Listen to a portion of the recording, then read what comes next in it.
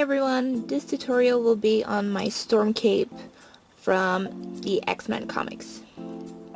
I started by folding my fabric in half, measuring how long I want my cape to be before it flares out, and then how wide I want it, marking this all on my fabric, and cutting this out. Next, I put my cape on top of my gold fabric, which is also folded in half so I can cut two at the same time. Then I pin this and I cut it out right next to my cape.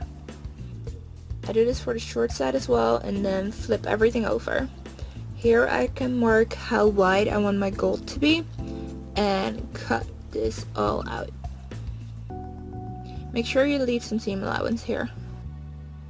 For the corners, I made sure I match up the short side to the edge, and for the longer gold piece, I leave some seam allowance on the side. Then I zigzag my gold fabric before I pin it to the black.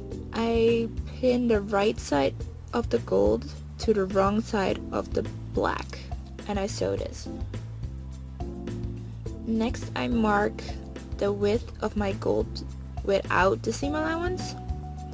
So when I fold over the gold to the right side of my black fabric, I can pin it in place and fold the top edge over with the seam allowance and then pin that in place too.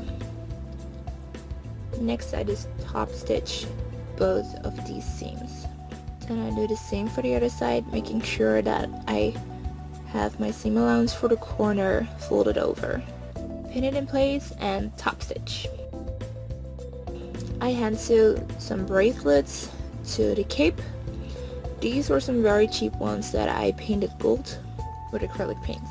Because my top part was too wide for my corset, I folded it in, stitched in place, and then hand sewed on some key cord parts. I don't know what to call them, but I can just hang my cape on my corset now. That was it for the cape. I hope you enjoyed this tutorial. If you want to see more, you can subscribe to my channel and you can check out my Facebook page for more pictures. Thank you for watching.